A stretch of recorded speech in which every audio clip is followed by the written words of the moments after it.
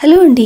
మొన్న సెలవుల కోసం అని చెప్పి అమ్మ వాళ్ళ ఇంటికి పలాస వెళ్ళాను. అక్కడ మా తమ్ముడు ఈ గుడికి తీసుకెళ్ళాడు. ఊళ్ళోనే కట్టారు. 13 ఎకరాల్లో వెంకటేశ్వర స్వామి టెంపుల్. ఇంకా వర్క్ అవుతోంది. చాలా బాగుందండి. అన్ని దేవుళ్ళని ఆవిష్కరించారు. నేనైతే కొన్ని గ్లింప్స్ లాగా మాత్రమే షూట్ చేయగలిగాను.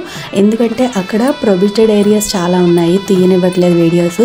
కానీ ఖచ్చితంగా వెళ్ళండి ఒకసారి, మీకు బాగా